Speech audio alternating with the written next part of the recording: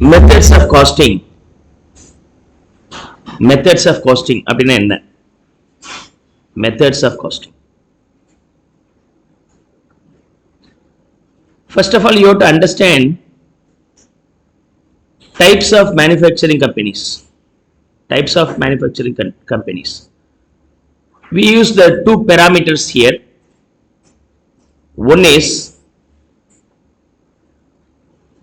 volume of goods manufactured. Another one is varieties of goods manufactured.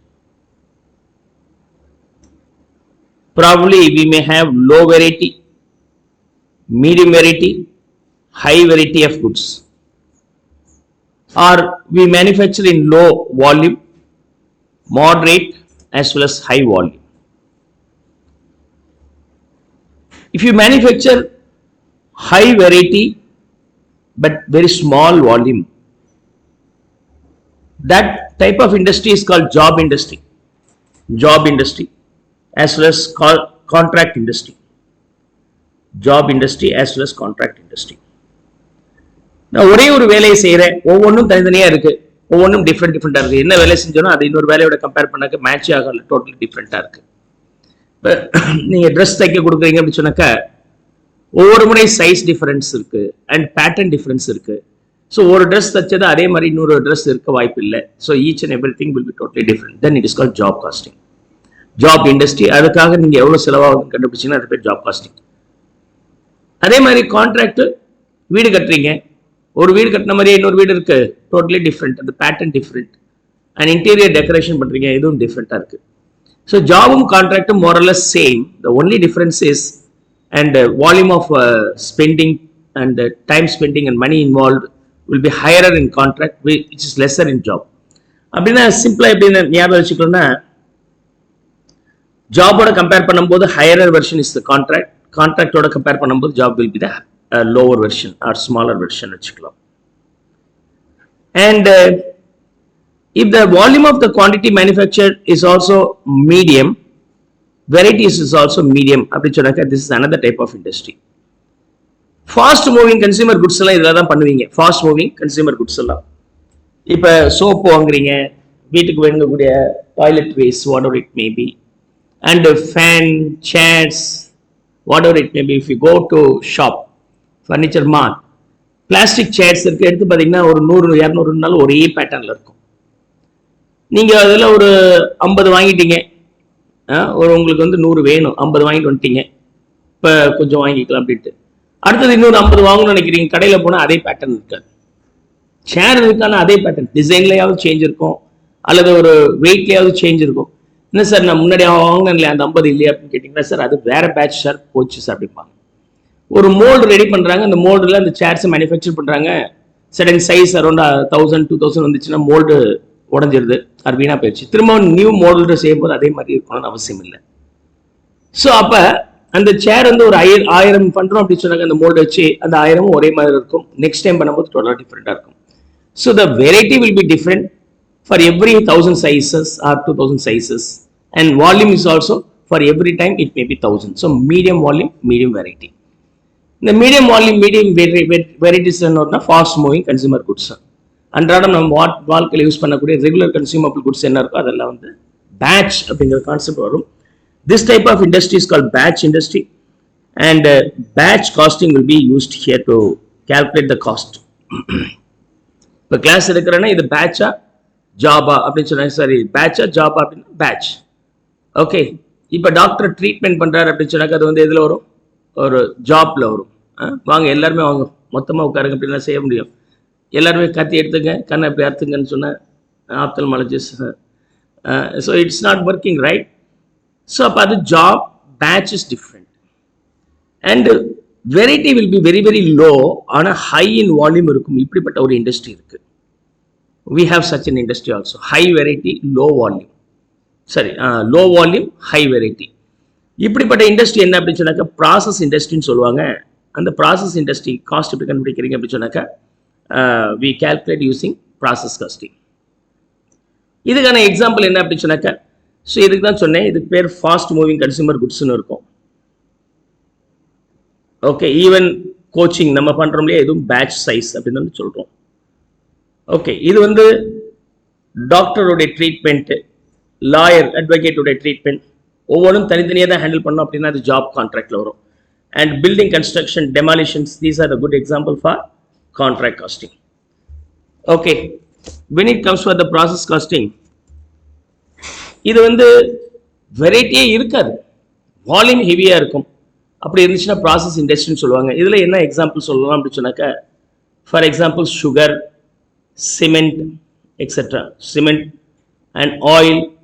Petrol ஏதாவது variety இருக்கா அப்படின்னு சொன்னால், base பெட்ரோலே விலை ஜாஸ்தி இருக்குது, இதில் வெரைட்டி கொடுத்துட்டு ஒரு 10 ரூபா ஜாஸ்தின்னு சொன்னால் அதெல்லாம் வேண்டாம் இதே கொடுங்க அப்படிப்பாங்க. Isn't it?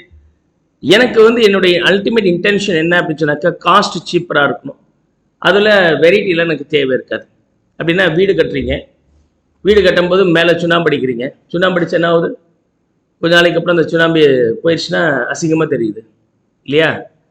ஆனால் சிமெண்ட்டே அந்த கலரில் வந்துச்சுன்னா கொஞ்சம் மேலே தெரிஞ்சாலும் உள்ளார அதே கலர் தானே இருக்கும், நல்லா தானே இருக்கும். அப்படி பண்ணலாம் இல்லையா? அப்போ சிமெண்ட் உங்களுக்கு தேவையான கலரில் பண்ணி கொடுங்க அப்படின்னு சொன்னாக்கா ஒரு மூட்டை 5000 ரூபாய் ஆகும் சார். நார்மல் சிமெண்ட்டாக ஒரு மூட்டை 500 ரூபா வரும். இப்போ என்ன வேணும் அப்படின்னா, கொஞ்சம் தேஞ்சாலும் உங்களுக்கு 5000 ரூபாய்க்கு போட்டிங்கன்னா பந்தாவா உள்ளார இருக்கலாம் இருக்கும் சார் அப்படின்னு நீங்கள் என்ன சொல்லுவீங்க? அதெல்லாம் ஒன்றும் வேண்டாம், நாங்கள் திரும்ப திரும்ப சுண்ணாம்பு அடிச்சுக்கிறோம், 500 ரூபா சுண்ணாம்பு கொடுங்க அப்படின்னு, சிமெண்ட்டை கொடுங்க அப்படின்னு சொல்லுவாங்க. So the oil, sugar okay, எப்படினாலும் it is going to be mixed with what milk or coffee, whatever it may be, so we are not going to see that in the output. இப்போ அதெல்லாம் எனக்கு செலவு கம்மியானா போதுங்க, வெரைட்டியெல்லாம் வேணாம் அப்படின்னு கேட்குற அந்த மாதிரியான இண்டஸ்ட்ரி ப்ராசஸ் இண்டஸ்ட்ரி. அப்போ ஒரு சுகர் 1 கிலோ மேனுஃபேக்சர் பண்ணி இந்த 1 கிலோவுக்கு என்ன சார் விலை அப்படின்னு சொல்லி கேட்டாங்கன்னா அது எப்படி கண்டுபிடிக்கிறது? we have to understand the process costing to find out the cost for this material. 1 litre oil, ஒரு மூட்டை சிமெண்ட், இதுக்கெல்லாம் விலை என்ன அப்படின்னு சொன்னாக்கா you have to depend on the process costing. And ஒரு ஸ்டூடெண்ட்டுக்கு என்ன ஃபீஸ் நான் ஃபிக்ஸ் பண்ணுறதுன்னா, ஒரு பேட்ச் ரன் பண்ணுறதுக்கு என்ன செலவாகுது, அந்த ஒரு பேட்ச்சில் எத்தனை ஸ்டூடெண்ட்ஸ் இருக்கிறாங்க, அத்தனை ஸ்டூடெண்ட்ஸ் நம்ம டிவைட் பண்ணிட்டோம்னா ஒரு ஸ்டூடெண்ட்டுக்கு எவ்வளோன்னு கண்டுபிடிக்கலாம். ஒரு பேட்ச் ஆஃப் 50 ஸ்டூடெண்ட்ஸ்க்கு என்ன செலவாகுது அப்படின்னு சொன்னாக்க பேட்ச் காஸ்டிங். அப்படி கண்டுபிடிச்ச பிறகு ஒரே ஒரு ஸ்டூடெண்ட்க்கு மட்டும் எவ்வளோ அப்படின்னு சொன்னாக்க ஓவரால் காஸ்ட்லேருந்து டிவைட் பண்ணி நம்பர் ஆஃப் யூனிட்ஸ் வச்சு, நம்பர் ஆஃப் ஸ்டூடெண்ட்ஸ் வச்சு டிவைட் பண்ணிட்டோம்னா that is called as unit costing. That is called unit costing. Job and contract is also a specialized costing to find out the cost for every independent unit produced. It's not group. ஒவ்வொன்றும் டிஃப்ரெண்டாக இருக்கும். டாக்டருடைய ட்ரீட்மெண்ட்டாக இருந்தாலும் சரி, அட்வொகேட்டுடைய கைட்லைன்ஸாக இருந்தாலும் சரி, and building construction பண்ணும்போது ஒரு building வேற இன்னொரு பில்டிங், பட் பேட்டர்ன் சேம் தான். அப்போ எப்படி காஸ்ட் கண்டுபிடிக்கிறது அப்படிங்கிறது தான் இந்த ஜாப் காஸ்ட் அண்ட் கான்ட்ராக்ட் காஸ்ட்லேயே வரும். So you have to understand 4 chapters like here. ஒன்று ஜாப் காஸ்டிங், ரெண்டாவது கான்ட்ராக்ட் காஸ்டிங், மூணாவது batch or unit costing, the last one being process costing here. So studying these things is called methods of costing. And of course we have techniques of costing also. அதை நான் சின்னதாக brief பண்ணிடுறேன். Technique of costing தியரியில் போய் பாருங்கள், இதை டீட்டெயிலாக உங்களுக்கு கொடுக்குறேன், அதில் திரும்பவும் நான் இதெல்லாம் சொல்லியிருப்பேன். டெக்னிக் ஆஃப் காஸ்டிங் என்ன அர்த்தம் அப்படின்னா, இது வந்து காஸ்ட் கண்டுபிடிக்கிறதுக்கு. மெத்தட் ஆஃப் காஸ்டிங் வந்து என்னது? காஸ்ட் ஆஃப் ப்ரொடக்ஷன் கண்டுபிடிக்கிறதுக்கு தான் இதை மெத்தட் ஆஃப் காஸ்டிங் யூஸ் பண்ணுறேன். என்ன இண்டஸ்ட்ரி அதுக்கு எப்படி கண்டுபிடிக்கிறதுங்கிறதா மெத்தட் ஆஃப் காஸ்டிங். ஜாப் இண்டஸ்ட்ரியாக இருந்தால் ஜாப் காஸ்டிங் யூஸ் பண்ணுங்க, கான்ட்ராக்ட் இண்டஸ்ட்ரியாக இருந்தால் கான்ட்ராக்ட் காஸ்டிங் யூஸ் பண்ணுங்க, பேட்ச் இண்டஸ்ட்ரியாக இருந்தால் பேட்ச் காஸ்டிங், ப்ராசஸ் இண்டஸ்ட்ரியாக இருந்தால் ப்ராசஸ் காஸ்டிங் ஃபாலோ பண்ணுங்க. டெக்னிக்னு சொன்னால் மேனேஜ்மெண்ட்டுக்கு சில டவுட் வருது, அல்லது அவங்களுக்கு கைட்லைன்ஸ் கொடுக்குற மாதிரி இருந்தால் நல்லா இருக்கும்னு நினைக்கிறாங்க, அவங்களுக்கு சப்போர்ட்டிவாக இருந்தால் பெட்டராக இருக்கும் அப்படின்னு சொன்னால் அது என்ன அப்படின்னு சொன்னாக்கா we have 3 techniques here. Predominant 3 techniques are marginal costing,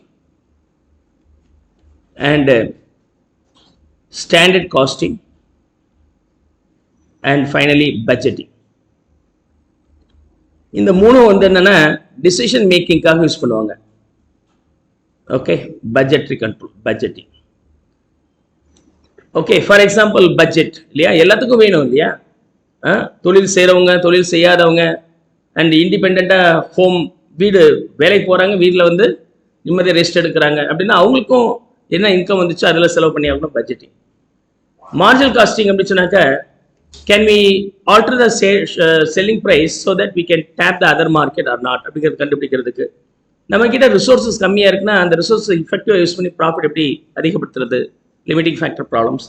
இது வந்து எல்லாத்துக்கும் யூஸ் ஆகும், கம்பெனிக்கு மட்டும் கிடையாது, நமக்கும் யூஸ் ஆகும். அப்படின்னா இதெல்லாம் டெக்னிக் என்ன அர்த்தம்? I want to reduce the cost, what can I do, depend on the marginal costing. I find that I may be losing a lot of things. Wastage ஜாஸ்தி போகுதுன்னு நினைக்கிறேன். அப்படியா? Apply the standard costing, find out the variance analysis, then later on go to control. And மூணாவது, எனக்கு சில limiting factor இருக்குது. அந்த limiting factor வச்சு நான் எப்படி எவ்வளோ மெட்டீரியல் வேணும் வாங்க வேண்டியது இருக்குது, எவ்வளோ ப்ரொடக்ஷன் பண்ண வேண்டியது இருக்குது, எல்லாத்தையும் எப்படி கண்டுபிடிக்கிறது. Then you have to depend on the budgetary control. So these things are suitable for all share of industry. ஜாபாக இருந்தாலும் சரி, கான்ட்ராக்டராக இருந்தாலும் சரி, பேட்சாக இருந்தாலும் சரி, ப்ராசஸாக இருந்தாலும் சரி, எல்லாத்துக்கும் இது தேவைப்படுது இல்லையா? ஸோ அவங்களுடைய மேனேஜ்மெண்ட்டுடைய ரெக்குயர்மெண்ட்டுக்கு தேவையான விஷயத்த சொல்கிறது டெக்னிக் ஆஃப் காஸ்டிங். ஒரு ப்ராடக்டுடைய காஸ்ட் என்னன்னா அந்த ப்ராடக்டுடைய தன்மை என்ன மாதிரியான இண்டஸ்ட்ரியில் இருக்குது, அப்போ அந்த இண்டஸ்ட்ரி அந்த மாதிரி விலையை கண்டுபிடிக்கிறதுக்கு நம்ம மெத்தட் ஆஃப் காஸ்டிங் இருக்குது. You understand?